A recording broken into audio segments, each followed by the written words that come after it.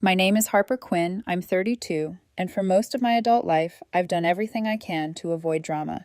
I work as a network engineer. It's not glamorous, but it's solid. Good pay, predictable hours, at least on paper. The reality is that when a system goes down at 7 p.m., I'm the one still at my desk at 9, tracing packet routes and restarting services while security shuts off the lights around me. My boyfriend Noah is 30. Until 6 months ago, he worked in marketing for a mid-size firm. Then his department got restructured, which is corporate for, we can totally do your job with fewer people and more software. They cut him loose with a small severance and a bigger dent in his confidence. We'd been together almost 3 years, met through mutual friends at a brewery, one of those nights with sticky tables, too loud music, and craft beer names no one could pronounce. He made some stupid joke about IP addresses when he found out what I did, and I rolled my eyes, and somehow we just stuck. I need to be honest about something right away. I was not a perfect girlfriend. I have this tunnel vision mode when it comes to work. When a problem hits, everything else disappears. My phone, my dinners, my boyfriend's texts about what movie we should watch. It's like my brain flips a switch. Fix the outage, then you're allowed to have feelings again. Noah used to tease me about it. He'd wave his hand in front of my face and say, "Earth to Harper," like I was orbiting somewhere far away. We'd laugh about it. I told myself it was cute. I also told myself that the small knots in my stomach were just anxiety, not warnings. About 4 months ago, Noah started talking about his ex. Her name was Becca. They'd dated in college. The story, according to Noah, was simple. She wanted a ring, he wanted more time, and eventually she moved on. They hadn't spoken in years. Then one night, we were on the couch, half watching some crime show, when his phone lit up. He smiled in this particular way, the corners of his mouth first, then his eyes, like something warm had just landed in his chest. "Who's that?" I asked, lazy, not suspicious yet. "Oh," he said, like it was nothing. "Becca, my ex from college. We reconnected on LinkedIn. She's in finance now, just moved back to the city. She's killing it, apparently." I remember that exact moment. The way my stomach did that tiny dip, like the first second of a roller coaster. Brief, easy to ignore, if you want to. I wanted to. "That's nice," I said. "Good for her." He started talking about her more after that. At first it was casual. Becca posted this joke about spreadsheets. Becca says finance is soul-sucking. Her name became a recurring side character in our conversations. Then it became a pattern. We'd be eating dinner, my phone face down on the table, his either in his hand or right next to his plate, screen up like a small, glowing third guest. He'd check it, smile, type fast. "Who is it?" I'd ask, trying to sound light. "Just Becca," he'd say every time, like it was obvious, like I should have known already. And every time, that warm little knot in my stomach got tighter. I told myself I was being ridiculous. They were just old friends catching up. Adults have pasts. I certainly did. I didn't want to be the clingy, insecure girlfriend who freaks out because her boyfriend texts his ex. Besides, I work in tech, I troubleshoot, I don't spiral. One night, when his phone buzzed for the 4th time in 10 minutes, I made the mistake of asking, "Do you two talk a lot now?" He sighed. "You're not going to get weird about this, are you, Harp?" Weird. Paranoid. Insecure. The holy trinity of gaslighting words. I swallowed. "I'm not getting weird. I'm just asking." "She's a friend," he said, emphasis heavy, like it should shut the whole discussion down. "We have history, yeah, but that was years ago. You don't have to be paranoid." Paranoid, there it was. The thing is, I wasn't paranoid. I was paying attention. 2 weeks before everything imploded, one of Noah's friends had a birthday party at an upscale bar downtown. One of those places with velvet rope energy and bartenders who glare if you order anything basic. Noah was excited for days. New shirt, fresh haircut, endless, "We really need this night out together" speeches. I agreed.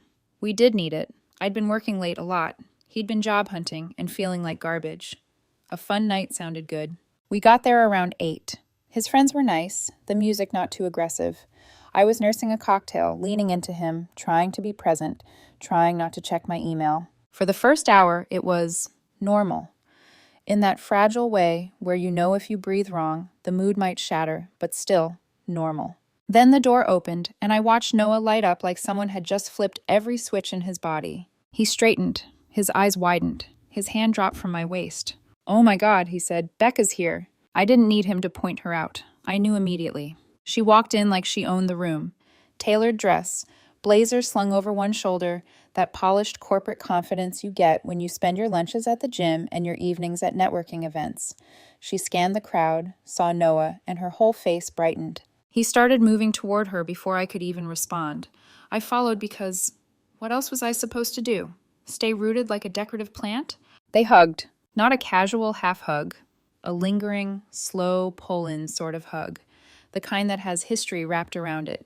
I stood there awkwardly while they did the whole, "Oh my God, you look amazing" thing. "This is Harper," Noah said finally, almost as an afterthought. "My girlfriend." Becca gave me a once-over and a polite smile.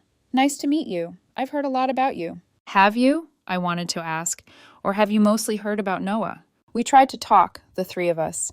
Every time I tried to join the conversation, it slipped sideways into some inside joke. "Remember when you always used to..." Stories from a life I was never part of. Becca touched his arm when she laughed, leaned in close to say something that didn't need to be whispered. Noah laughed louder than I'd heard him laugh in months. At one point, I realized I was standing at a slight angle, body turned away, like my own subconscious was trying to leave. I gave it another 20 minutes. I watched Noah forget I existed in real time. Then I asked him to step outside with me. On the patio, the music dimmed to a muffled thump. The air felt cooler, sharper. "What's going on?" I asked, arms wrapping around myself, more for protection than warmth. "You're all over her." He frowned. "All over her? Harp, we're talking." "It doesn't look like just talking." "That's because you're jealous," he snapped, his voice taking on this hard edge I'd only heard a handful of times. "Seriously, you're acting crazy. I can't even catch up with an old friend without you reading into it?" I stared at him. "An old friend who is your ex, who you've been texting for months, who you basically forgot I existed for as soon as she walked in." He rolled his eyes. "Honestly, if you're going to act jealous, maybe you should just go home." There it was, the line. It landed like a slap, not because of the words exactly, but because of what was under them. "You're a problem. You're killing the vibe. You are optional." My throat went tight. "You're serious?" "Yes, I'm serious," he said, already halfway back inside in his mind. "I just want to have a good night. I'm tired of you overreacting to every little thing." "Every little thing." "Okay," I said. My voice came out strangely calm. "You know what? You're right." His expression flickered. He'd expected a fight, a meltdown, anything but acceptance. "You're right," I repeated. "I'll go home." "Harper!" "Enjoy your night, Noah." I walked back through the crowded bar, the bass shaking the floor under my feet, people laughing and shouting around me like I was moving through a glass bubble. I didn't look back to see if he followed. Deep down, I already knew the answer. He didn't. I grabbed my jacket, ordered a ride, and went back to our apartment. Technically, his apartment. He'd been living there 2 years before I moved in. My name wasn't on the lease. I just paid half the bills and kept half my life there. Suddenly, that felt less like a partnership and more like a trap I'd stepped into willingly. I unlocked the door, turned on no lights, and sat on the couch in the dark, waiting. Midnight came and went. 1 in the morning. 2. At 1:30, I texted, "You coming back tonight?" No response. At 3, I finally fell asleep on top of the covers, still in my bar clothes, phone in my hand. At 7 a.m. it buzzed. Not with a text from Noah. From Declan. "Yo, Harp. I'm downtown. Pretty sure I just saw Noah leaving the Marriott with some woman in a suit. You guys okay?" I stared at that message for a long, long time. Then I set the phone down, got up, and quietly took a duffel bag from the closet. If Noah wanted me to go home so badly, I decided I would. Just not in the way he imagined. I always thought leaving would feel dramatic. Slammed doors, screaming, tears. In reality, it felt like quietly rearranging files on a hard drive. After I read Declan's message about Noah leaving the Marriott with some woman in a suit, something inside me clicked. Not shattered, not exploded, just aligned. It was like my brain finally caught up to what my gut had been screaming for months. I looked around the apartment, the couch we picked out together, the cheap TV stand, the photos on the wall, us at a lake, us at a concert, us in front of that ridiculous Christmas tree downtown, my toothbrush next to his, my hoodie folded on the armrest where I'd left it the night before. None of it felt like mine, so I made a list in my head. Laptop, clothes, work bag, gaming console, a few books, my favorite mugs. Stuff that was clearly Harper's, not ours. I pulled my duffel bag from under the bed and started packing. There was no music, no crying, no pacing, just quiet, methodical movement.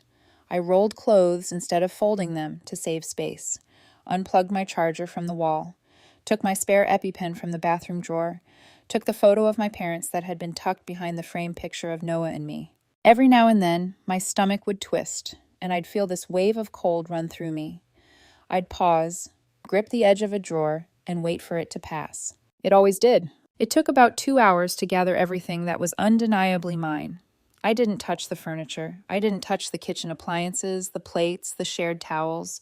I didn't want there to be any gray areas, any future messages accusing me of stealing. I wasn't stealing. I was leaving something behind. By the time I carried the last box down to my car, the morning traffic had started. Cars whooshed past in uneven bursts. The sun was up, bright and harsh.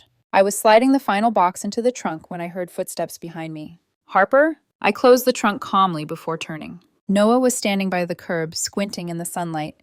His hair was a mess, his shirt wrinkled, his tie hanging loose around his neck. He looked like a discount version of the guy who'd walked into that bar last night. The after photo no one wants to use in the ad. "What are you doing?" he asked. I gestured to the packed trunk. "What does it look like? You're leaving?" His eyes moved from the car to my face, like he was waiting for me to say, "Just kidding." "Yes," I said.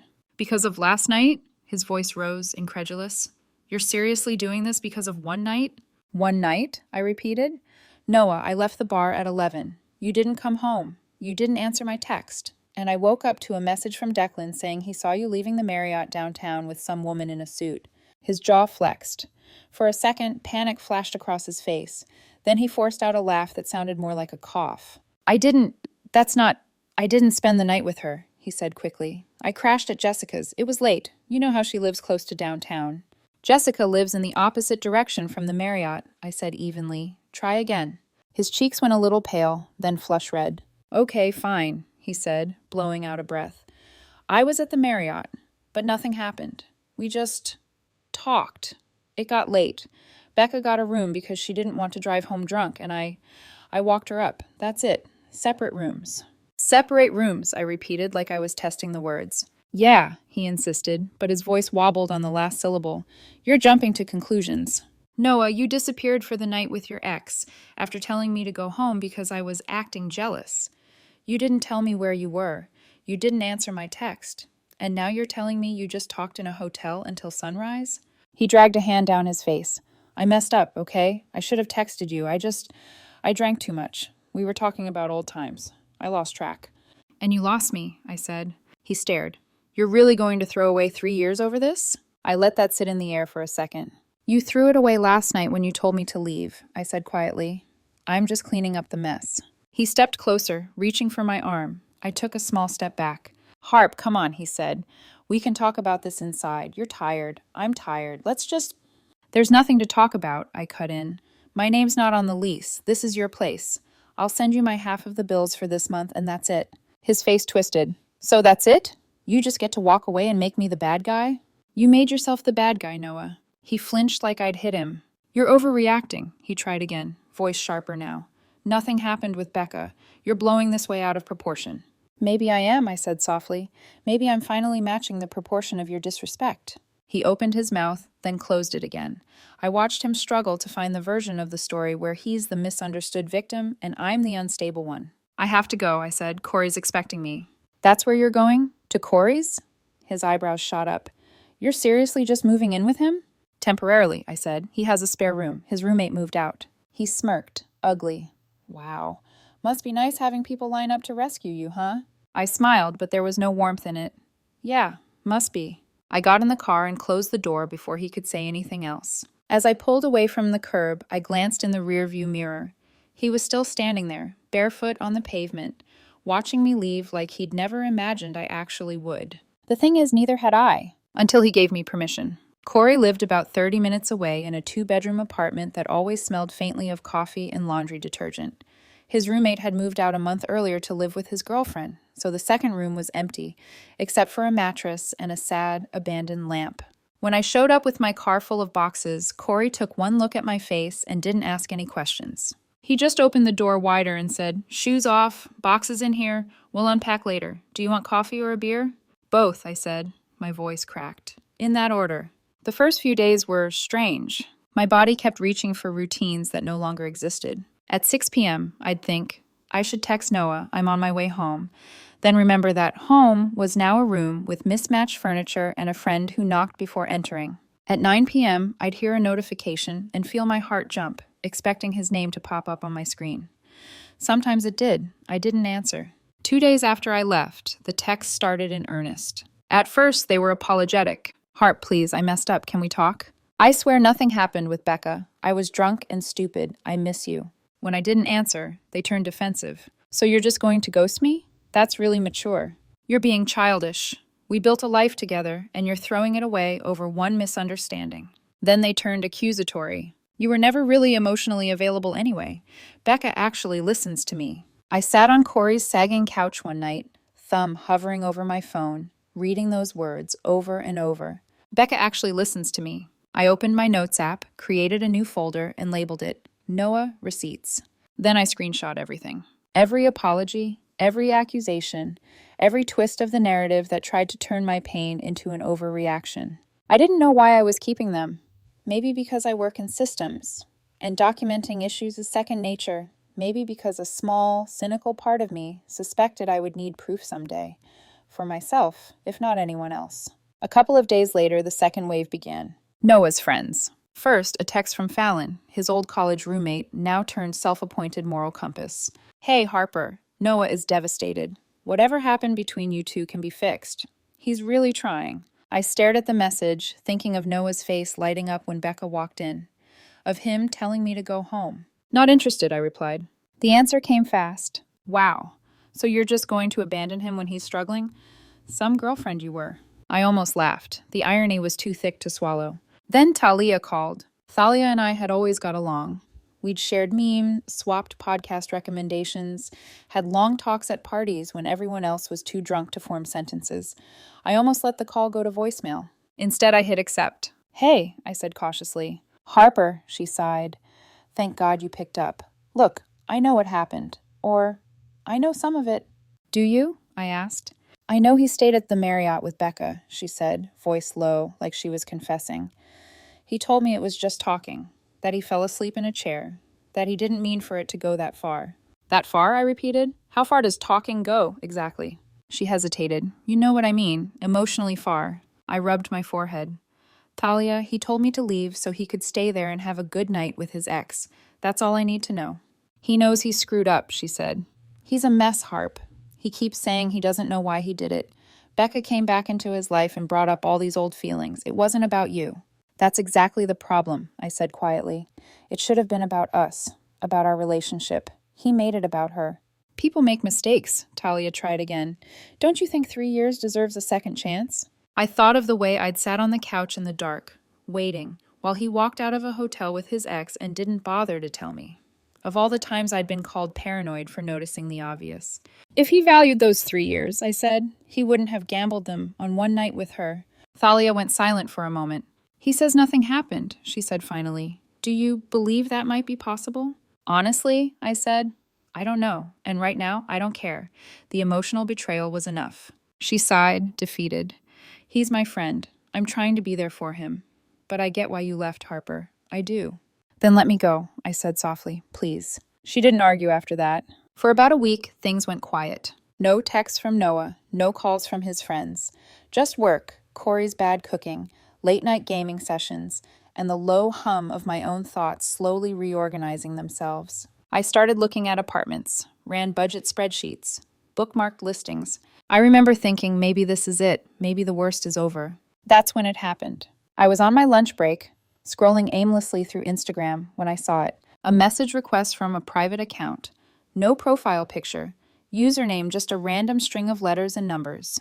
I almost ignored it. Then I opened it, and my breath caught in my throat. You should know Becca is married. Her husband has no idea about Noah. I stared at the screen, my pulse hammering in my ears, because apparently the worst was just shifting into a different shape. The message sat there on my screen like a glitch I couldn't unsee. You should know Becca is married. Her husband has no idea about Noah. For a full minute, I didn't react. My brain froze the way it does when you open a corrupted file and your system doesn't know whether to crash or recover. Becca, married. I reread the words, half expecting them to rearrange into something less absurd. They didn't. I locked my phone, unlocked it, opened the message again. Still there. My first instinct was skepticism. Trolls exist. Anonymous accounts exist. People insert themselves into drama for sport. But something about the wording stuck with me. Not angry, not dramatic, just factual. And I knew something else. Noah might be stupid when it came to loyalty, but he wasn't malicious. He wasn't the sleep with a married woman type. At least I didn't think he was. I typed back, "Who is this?" The response came in less than 10 seconds. "Caleb, I'm Becca's husband." I felt my stomach drop through the floor. "How did you find me?" I went through her phone records. Saw your number show up recently. When I searched your name, your Instagram popped up. My mouth went dry. "What do you want?" "The truth." I stared at those 3 words. The truth. Something Noah had bent, twisted, and resized depending on whatever version made him the victim. I typed slowly. "What do you want to know?" He didn't hesitate. "How long has she been talking to Noah? When did this start?" I exhaled through my nose, resisting the urge to rub my temples. They reconnected about 4 months ago, through LinkedIn, I think. 4 months ago was when she said her workload doubled, when she started coming home late. Makes sense now. My chest tightened, so I was right. The knots in my stomach weren't paranoia. They were warnings. Caleb sent another message. "Last weekend, she told me she had a work conference at the Marriott. I found charges there, room service, 2 drinks at the lobby bar. She never gets drinks alone." I hesitated. "What exactly are you asking me? Were they together that night? I need to know." I closed my eyes. Images flashed. Noah lighting up when Becca walked in. His hand on her back. The hug. The way he disappeared into that hotel and didn't come home. I was done shouldering lies that weren't mine. I typed, "I didn't see them together myself. But my friend did. He saw Noah leaving the Marriott with a woman in a suit. And Noah admitted he was at the hotel with her. He said nothing happened, Tashesh, but..." I paused, then finished. I don't believe him. There was a long pause, a full minute, then, "Thank you, this confirms everything." Another message followed almost immediately. "I'm sorry you had to go through this too. She's done this before. I stayed for the kids, but I think I'm done now." Kids. Becca wasn't just a polished finance girl with perfect hair and corporate confidence. She was a married woman with children. A woman who blew up not one life, but several. And Noah? He walked right into it without looking back. I typed, "I'm sorry, truly. I appreciate you being honest." He sent one last message. "Good luck, Harper." Then the chat bubble turned gray. He blocked me or deleted the account. Either way, it was over. Or so I thought. 2 days later, my phone rang. Noah. Not a text, not a guilt-tripping paragraph. An actual call. I shouldn't have answered. But curiosity is a hell of a drug. I swiped to accept. His voice burst through immediately, sharp and frantic. "Did you talk to Becca's husband?" No hello, no pause, just accusation. I leaned back on Corey's couch, staring at the ceiling. "So she told you," I said. "No, he did," Noah snapped. "He showed up at her office. Do you know what you've done?" "What I've done?" I repeated. "Caleb messaged me first. He already suspected. I confirmed what I knew." "You had no right," he shouted. I sat up slowly, my voice low but steady. She had a right to know her husband was cheating. He had a right to know she was lying to him. "Nothing happened," Noah yelled. "We didn't sleep together. Why would you tell him something like that?" "I didn't say you did," I said simply. "He asked what I knew. I told him the timeline. I told him you spent the night with her." Noah made a strangled noise. "That's not cheating." "Then why didn't you come home?" I asked. "Why didn't you answer my text? Why did you lie to me about where you were?" He went silent. "You ruined her life," he finally said, sounding breathless. "She lost clients over this. Her reputation is trashed. Her husband wants a divorce." "I didn't ruin anything," I said. "She did. You helped." "She's saying I seduced her," he muttered, "that I pressured her. She's making me look like a creep." My eyebrows lifted. "So your soulmate from the bar is throwing you under the bus?" I asked. "That's not...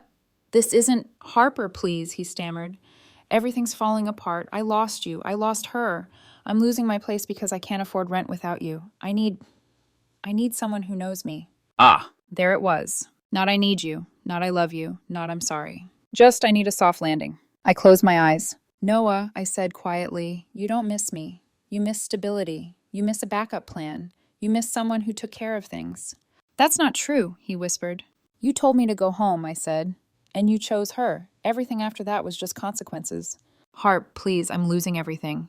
You should have thought about that before you lost me." Silence. Then, Do you still love me?" I didn't even need to think. "I loved you," I said, past tense. "And you treated that love like an inconvenience." Noah, I added after a moment, this is on you, not me. He exhaled shakily. So that's it? That's it. I hung up. Blocked him. Set the phone face down on the coffee table. For the first time since all of this began, I felt nothing. Not sadness, not anger, not relief. Just quiet. A clean, echoing quiet where something toxic had finally stopped screaming. The thing about peace is, it's suspicious. When you've lived months in chaos, silent tension, tight stomach, glowing phone screens, a boyfriend slipping further away, the sudden quiet feels like a trap. For a couple of days after blocking Noah, I waited for the noise to return. Some new crisis, a friend calling, a hidden number, a message from Becca herself. Instead, nothing. Just the hum of the fridge in Corey's apartment, the clicking of my keyboard at work, the low mumble of the TV at night. Silence can be a wound or a balm. This one felt like both. But peace never lasts long in stories like mine. 3 days after the call with Noah, it came back. Not a message, but fallout. This time from Thalia. Her name lit up my phone during lunch. I stared at it for a good 10 seconds before answering. Hey, I said cautiously. Harper, she breathed, voice shaky. Have you seen Facebook? No, I said slowly. Why? Because it's everywhere, she whispered. Caleb posted screenshots. All of them. In the local community groups. In the alumni group. He tagged people. I pressed 2 fingers to my forehead. Screenshots of what? Texts between him and Becca? Charges from the hotel? Photos of them together from years ago? And... She hesitated. And proof she was with Noah at the Marriott. My stomach dropped. I imagined it. Caleb, hurt and furious, posting everything publicly. Not to destroy, but because he felt destroyed. Thalia continued in a small voice. He also posted a screenshot of your message confirming the timeline. My chest tightened. He did what? I don't think he meant to expose you, she said quickly. He blurred your name, your photo, everything. But people are still talking. Of course they were. People love drama more than justice. I swallowed. How's Noah handling it? A bitter laugh. Not well. He's panicking. He's telling everyone Becca was obsessed with him, that she fabricated things, that he only comforted her as a friend. I closed my eyes. Comforted her at a hotel. I know, she said quietly, but he's rewriting the story, again, and a lot of people are buying it. Typical. And Becca? I asked. Melting down, Talia said. Completely. She's calling everyone a liar, saying Caleb is abusive, then saying you manipulated Noah, then saying she was emotionally vulnerable and Noah preyed on her. It's a mess. Of course she was shifting blame. People who break things rarely admit they're the ones holding the hammer. What does she say about me? I asked. A pause. She says you're vindictive, Talia murmured, that you were jealous and wanted to punish her. She's trying to spin it like you're the reason her marriage is ending. I let out a slow exhale. I didn't ruin her marriage. I know, Talia said gently. Anyone paying attention knows. But not everyone pays attention. Some just consume. She's also been asking about you, Talia added. A lot. I frowned. Why? She says she wants to clear the air, but Harper, don't meet her. She's not stable right now. I wasn't planning on it. And Noah? She asked softly. What about him? He's been asking about you too, she admitted. If you're seeing anyone, if you're happy, if you ever think about him. I stared at the table, the condensation on my water glass sliding slowly downward. I pictured Noah, overwhelmed, spiraling, losing everything, wanting anything familiar to cling to, including me. I don't think about him, I said. Not like that. Thalia sighed, relieved. I told him you're doing fine. Good. Then, unexpectedly, she said, he's scared, Harper. I'm not his safety net, I replied. Not anymore. That's fair. We said our goodbyes. I hung up. For a long moment, I sat in the break room, phone in my hand, heart oddly steady. Becca was losing her marriage. Noah was losing his lies. The truth was clawing its way into the open, and they were scrambling to shut it back in the dark. But none of it belonged to me anymore. That night, Corey and I ate takeout at the small dining table he'd thrifted years ago. He was halfway through a spring roll when he glanced at me. You okay? He asked. Define okay, I said. He smirked. Not crying into your noodles? No crying, I said, just processing. Processing is good. I poked at my food. I didn't mean for any of this to blow up. Caleb asked me questions. I answered honestly. Honesty tends to detonate in dishonest environments, he said matter-of-factly. I snorted. Did you read that somewhere? Probably on a t-shirt, he shrugged. Still true. We ate in comfortable quiet for a moment. Then I said what had been sitting on my tongue since lunch. They're saying I ruined everything. Corey put down his chopsticks. Who's they? Noah, Becca, whoever believes them. He leaned back. Did you lie? No. Did you manipulate? No. Did you cheat? No. Did you sleep with someone else's spouse? No. Then what exactly did you ruin? The illusion, I said softly. Corey nodded. That's not destruction, that's clarity. Later that night, after he'd gone to bed, I sat on the couch with the TV off and scrolled through apartment listings again. Studio, 1 bedroom, tiny kitchens, balconies, overlooking parking lots, shared laundry facilities. Nothing fancy, nothing perfect, but all mine. My phone buzzed. A number I didn't recognize. My chest tightened, but I didn't answer. If someone wanted access to me, they needed to earn it. No one had earned anything lately. Voicemail transcribed on the screen. Harper, it's me. Please call me. I'm sorry. I can't do this alone. Please. No name. But I didn't need one. I deleted it. Not out of anger, out of understanding. Some people don't want you. They want the version of you that keeps their world from collapsing. I wasn't going to be anyone's scaffolding. I wasn't going to rescue someone who pushed me out of the building in the first place. I sat back against the couch cushions, breathed in the quiet, and whispered to myself, I didn't ruin your life. You did. Then I closed my eyes. 6 weeks. That's how long it had been since I walked out of Noah's life and into my own. 6 weeks of unexpected quiet. 6 weeks of rebuilding the parts of myself I didn't realize had eroded. 6 weeks of learning what my life looked like without someone else's chaos dictating the mood of every hour. And the thing that surprised me most? It wasn't lonely. It was peaceful. My new apartment wasn't much. A 1-bedroom on the 3rd floor of a building that had seen better decades. The walls were a little too thin. The hallway lights buzzed faintly. The water pressure in the shower fluctuated like it had commitment issues. But the lease had one name on it, mine. When I set up my new living room, I bought things Noah would have called unnecessary. A bookshelf I didn't need but wanted. Throw pillows in colors that made no practical sense. A small fake plant that brought me disproportionate joy every time I walked past. My gaming setup had its own corner. The monitor angled perfectly. Headset hanging neatly on the stand, cables tucked and tied, no more passive-aggressive comments about tech clutter from someone who couldn't update his apps without help. Every night felt like reclaiming something. I cooked when I wanted, ordered takeout when I didn't, slept diagonally across the bed like a starfish without anyone complaining that I crept into their space. Freedom is quiet, but it's beautiful. Work flourished too. 2 weeks after moving, my manager pulled me aside. Harper, your focus lately has been impressive, he said. Have you thought about leading a project? I hadn't. Not seriously. My brain had been too full of Noah's moods, Noah's texts, Noah's shadows. But suddenly I had room. A week later, I was project lead. A month later, I was excelling at it. Declan joked, Imagine how far you'll go now that you're not babysitting a grown man. I laughed harder than I had in months. Every Sunday, Declan and I still grabbed lunch at that faux place near our office, the one with bad lighting, but perfect broth. Some weekends we'd rent ice time at the local rink and play hockey until our lungs burned. It felt like having my life back. Better than before, actually, because now everything in it was mine by choice. Noah's life, on the other hand, was spiraling. I wasn't actively keeping tabs on him, but gossip travels fast when people feel guilty for picking the wrong side. Thalia texted me once. Not to pull me back in, but because she needed to get the weight off her chest. I just want you to know, you made the right call. Things got worse. So much worse. I didn't ask for details, she told me anyway. Caleb had gone public with everything. Screenshots, timelines, receipts. Not to smear, but to protect himself from Becca's attempts to twist the narrative. The community groups exploded. Becca tried defending herself at first, posting long paragraphs about being emotionally manipulated, blaming alcohol, stress, loneliness, childhood trauma, anything that might stick.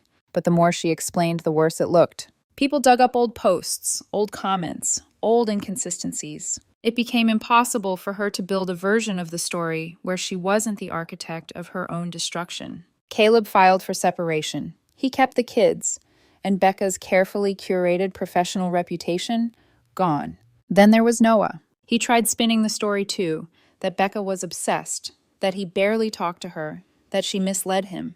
But screenshots, pictures, and timelines disagreed. Worse, Becca turned on him. Hard.